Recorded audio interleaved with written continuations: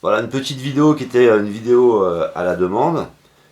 J'ai une personne qui m'a demandé de faire une vidéo sur des crises, pas des crises vraiment de démence, mais des crises de violence, où tu commences à être complètement habité, et puis en fait tu as quelque chose à cracher.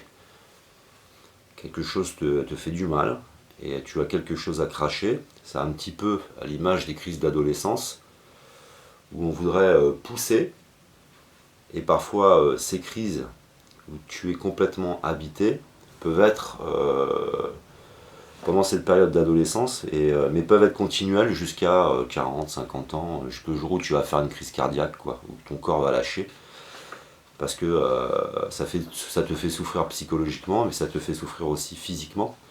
Ce sont des très grosses décharges qui sont toxiques, et puis qui sont mauvaises pour les muscles. Alors la première chose, je ne suis pas psychologue.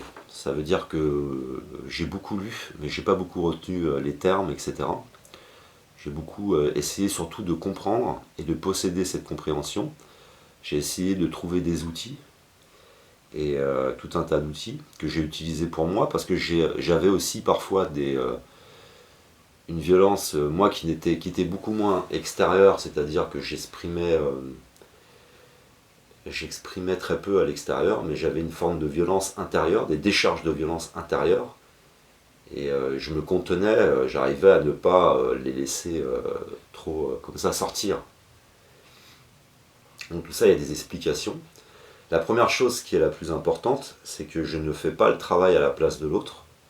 Ça veut dire que j'ai regroupé un certain nombre d'informations, je les apporte, et c'est à l'autre ensuite de faire un travail. Alors je vais expliquer comment se procède, et les étapes un peu. Grosso modo les étapes, pour guérir, quand on va vers le chemin de la guérison. Alors il y a des étapes. Ce qu'il faut, c'est se donner du temps. On va se donner 2 ans, 3 ans, 4 ans pour faire un certain chemin et acquérir certaines connaissances. Donc on va utiliser son futur. Et on ne va pas se mettre de pression.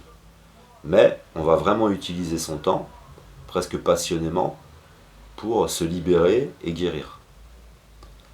Alors les étapes, la première étape, t'es dans ta période où tu vas mal, tu n'as pas de réponse parce que tu es dans l'instinct, tu es dans le corps, tu es dans l'animal, tu es la bête, tu es dans l'instinct.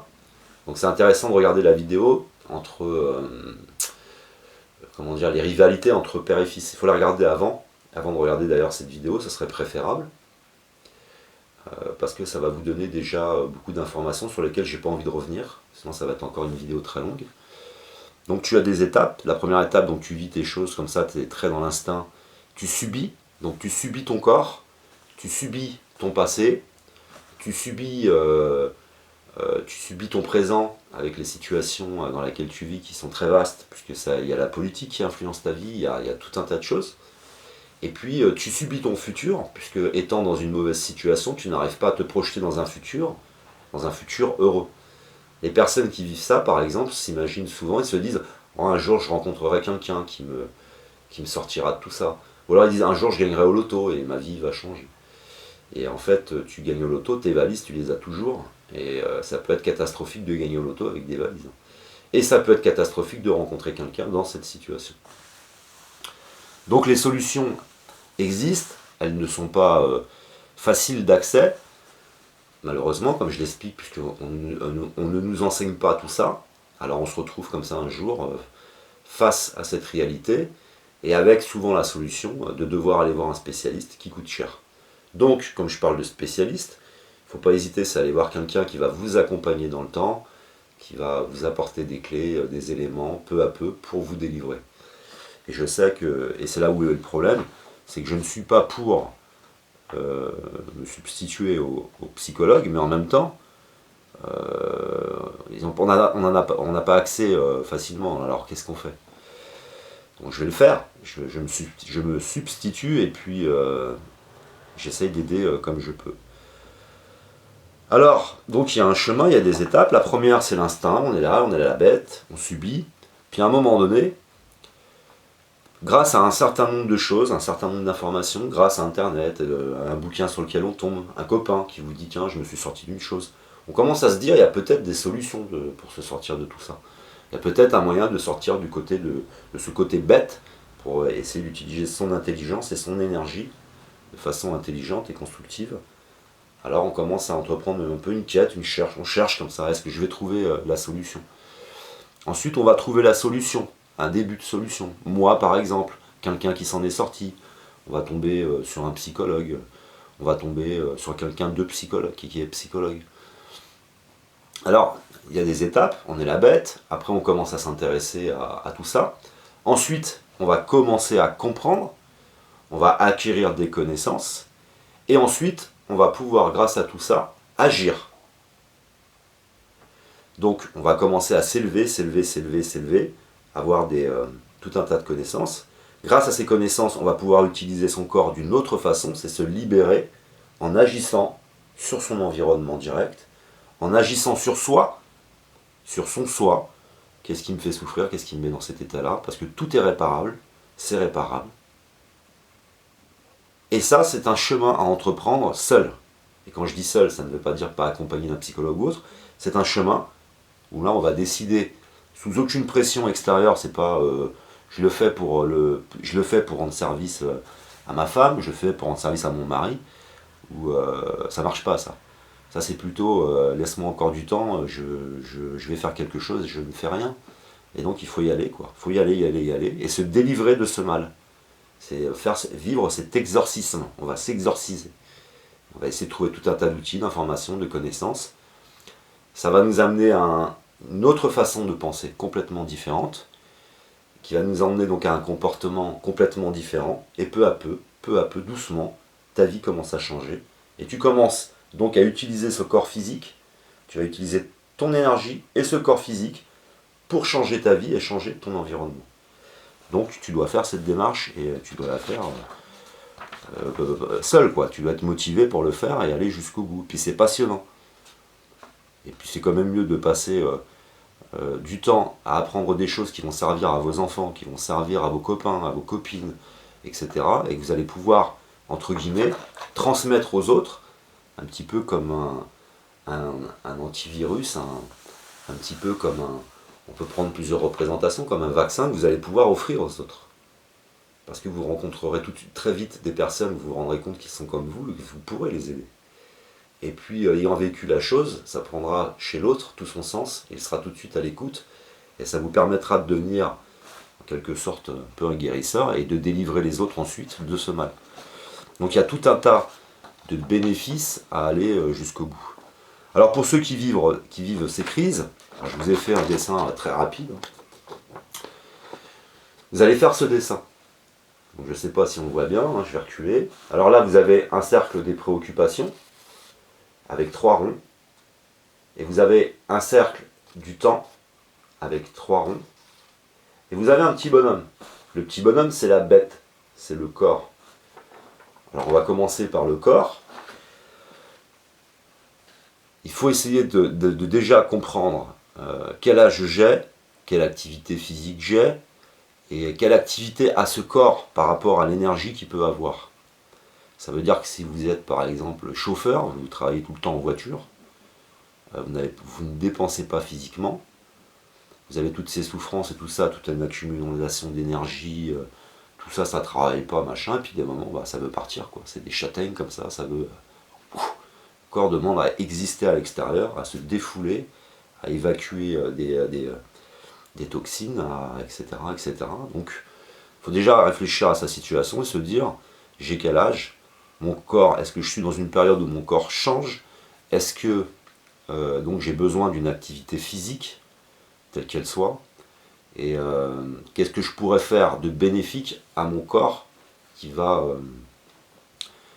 comment dire, m'aider? Alors il y a un équilibre entre le corps, le psychisme et cette énergie, tout ça doit être en équilibre. Il doit y avoir un équilibre. Si vous êtes en mauvaise santé psychologique, souvent vous serez en mauvaise santé physique. Et si vous prenez du poids, vous prendrez aussi du poids psychiquement. Les choses vont devenir plus lourdes. Vous allez Tout est lié. Et pour avoir un être qui se sente bien, il doit y avoir un équilibre à la fois physique, psychique, et une circulation comme ça des énergies. Tout ça doit être harmonieux. Tout ce système dans lequel on est, avec tous les centres énergétiques et tout ça, ça doit être harmonieux. Alors après, ça c'est une acquisition qui vient plutôt à la fin. Là, il s'agit de se dire, est-ce que ma situation, la situation de mon corps par rapport au présent, aux choses que je vis, elle est bonne? Et est-ce qu'elle est équilibrée? Ça, c'est une première question. Ensuite, on va prendre le cercle du passé, du présent et du futur. Dans ce cercle du passé, du présent et du futur, dans le passé, le passé, le présent et le futur. Le futur, c'est comment vous l'imaginez aujourd'hui par rapport à différents points que je vais vous expliquer. Il y a le présent, c'est le présent d'aujourd'hui par rapport à différents points que je vais expliquer. Et le passé, c'est par rapport, je ne sais pas si j'ai inversé, on m'a compris, c'est toujours par rapport à quelque chose, à une situation présente. Dedans, vous allez mettre le passé, vous allez commencer par le passé, et vous allez essayer de mettre dedans, dans ce cercle, vous ferez des petits ronds dans le cercle, comme ça, puis vous noterez tout ce qui vous a frustré, tout ce qui vous a fait souffrir, tout ce qui vous a empêché de vous réaliser à l'extérieur, les humiliations, les difficultés amoureuses. Vous allez mettre toutes vos souffrances et toutes les difficultés, toutes les frustrations, tout ce qui est négatif du passé. Tout ce qui a influencé ce passé, le professionnel. Ça demande un travail sur soi. Il faut bien comprendre tout ce qu'on a vécu, essayer de comprendre pourquoi on l'a vécu. Vous refaites la même chose avec le présent. Donc au présent, vous allez mettre tout ce qui vous fait souffrir. Les châtaignes de sécurité sont souvent liées à les châtaignes d'énergie, comme ça, de crise de colère, sont souvent liées donc à des frustrations, à des angoisses personnelles, à des sentiments d'échec. Et tout ça ne sont que des sentiments, ce n'est pas la réalité. Ça veut dire que vous ne prenez jamais en compte toute votre histoire, la situation actuelle, etc. et la situation future, parce que la situation future peut être angoissante. On a aussi souvent un sentiment de ne pas y arriver, parce que on ne se positionne pas en tant qu'y arriver, moi, personnellement, avec ce que je suis, ce que je dois être, j'y arrive. On se dit j'y arrive par rapport aux autres. Et alors on a tout le temps ce sentiment d'échec, et chaque fois qu'il y a une contrariété qui vient, on a l'impression qu'on est encore en train d'échouer. Alors qu'on est en train de réaliser un plan qui n'est pas le nôtre. Vous allez vous dire, tiens, y arriver c'est d'avoir une grande maison, y arriver c'est d'avoir ci. Vous commencez à vous pourrir la vie avec tout un tas d'activités, vous allez vous lancer dans tout un tas de trucs qui ne vous appartiennent pas. Et à chaque fois vous prenez des châtaignes, des châtaignes, des châtaignes. Vous êtes dans une existence où vous essayez d'exister au travers du regard des autres, du regard qu'ils peuvent avoir de vous, alors que eux-mêmes sont dans la même situation que vous, ils ne sont même pas en train de se réaliser. Donc on attend de l'extérieur d'imaginer, d'imaginer par rapport à l'extérieur que l'on a réussi ou pas. Alors que la réussite est complètement individuelle et n'a rien à voir avec les autres. Mais rien, n'a rien à voir. Tout ce que tu fais, tu dois le faire pour toi-même, par rapport à ton toi véritable, par rapport à ton ADN, ta vocation, etc. Donc déjà, c'est repousser tout ce qui vient de l'extérieur, toutes les envies qui pourraient venir de l'extérieur par rapport aux autres, et dire, je me regarde, là, je suis dans mon cercle à moi, là, et je me dis, je dois trouver ce que j'aime moi, peu importe si ça ne plaît pas aux autres, je dois me réaliser moi, et ne plus être dans des objectifs avec tout le temps le sentiment d'échouer. Parce que le problème, quand on essaye d'y arriver par rapport aux autres, on est sur déjà un mauvais chemin, donc inconsciemment, il y a le psychisme un peu, il te dit, tu peux toujours cavaler, de toute façon la reconnaissance des autres, tu ne l'auras jamais, et puis tu es perdu, tu es complètement perdu, tu te fatigues, et puis des moments tu as besoin d'expulser tout ce qui te fait souffrir. Donc voilà pour tout ce qui peut être la souffrance. Donc on va bien travailler sur le passé, le présent, la situation dans laquelle on est au présent, tout ce qui nous entoure. Des fois on a un sentiment d'insécurité aussi, ça fait très peur, alors ça balance une châtaigne, tu as encore l'impression que tu vas échouer. Ce qui fait qu'en fait il faut essayer de trouver tout ce qui nous parasite, et puis après on essaye de voir, comme ça, On va faire donc le passé, le présent et le futur. Qu'est-ce qu'en réalité vous vous imaginez du futur? Vous voyez réussir, vous ne voyez pas réussir, vous voyez sombre. Donc en fait, vous allez faire une sorte de bilan, comme un bilan des compétences, sauf que c'est un bilan de vous-même. Et puis d'essayer vraiment de trouver tout ce qui vous fait pas souffrir du passé, tout ce qui vous fait souffrir du présent, tout ce qui vous fait souffrir du futur. Une fois que vous faites tout ce bilan, c'est-à-dire que vous avez vraiment tout regardé, les pressions, ce qui vous fout la pression, ce qui vous frustre, ce qui fait que c'est l'animal aussi qui est là et qui décide et c'est pas l'esprit. Donc il y a un très gros travail, hein. C'est du travail, mais c'est passionnant. Il faut se donner du temps. Une fois qu'on a à peu près ce bilan, qu'on est à peu près bien, qu'on commence à comprendre, qu'on commence à avoir des réponses, qu'on peut chercher un petit peu partout, à ce moment-là, après, on va utiliser ce schéma-là, le cercle des préoccupations. Alors, vous avez votre cercle des préoccupations. J'en ai déjà un petit peu parlé. Le cercle des préoccupations, c'est suivant ce que tu possèdes de toi, ce que tu connais de toi, ce que tu connais de ton environnement et ce que tu as réussi à faire exister de toi à l'extérieur, qui va permettre d'avoir un cercle de pouvoir agir sur un cercle des préoccupations plus ou moins important. Quelqu'un qui est dans une pleine liberté, qui existe pleinement, par exemple, il va faire des choses sans se poser de questions, avec un niveau de capacité d'agir sur son cercle. Plus tu es libre, plus tu peux agir loin. Et moins tu es libre, plus ton cercle des préoccupations sera petit, et tu n'arriveras à régler que les petits problèmes autour de toi, et tu n'arrives pas à régler les autres problèmes. Donc il faut se libérer, il faut pousser à l'extérieur, commencer à se comprendre son environnement, se libérer de l'imaginaire où des fois on s'imagine systématiquement à cause des expériences passées, à cause du modèle qui est un modèle de compétition. On s'imagine chaque fois ne pas pouvoir réaliser des petites choses. Ce n'est que l'imaginaire. Alors tu te dis, si je fais ça, ah ouais mais je risque d'avoir des problèmes financiers. Si je fais ça, ah ouais mais on va se moquer de moi. Si je fais ça, et tu te mets plein de freins partout. Donc plus tu as poussé toi à l'extérieur, moins tu as de freins, plus tu vas agir sur un cercle des préoccupations important. Et plus tu vas prendre du volume et tu vas t'étendre comme ce noisetier dont je parle dans mes vidéos. Tu vas t'étendre. Alors tu as des petits noisetiers comme ça qui resteront tout petits et tu as des noisetiers qui vont s'étendre. Donc tu dois agir sur ton cercle des préoccupations. Une fois que tu as compris tous tes problèmes, tu as compris tout ce qui te met la pression, ton sentiment d'insécurité, il faut penser au sentiment d'insécurité, c'est souvent lui qui vient mettre une châtaigne parce qu'il t'arrive quelque chose et ça te laisse penser encore, ça te tape dans une frustration mais en même temps dans un sentiment d'insécurité. Je vais encore échouer ou je vais me retrouver comme un con, etc.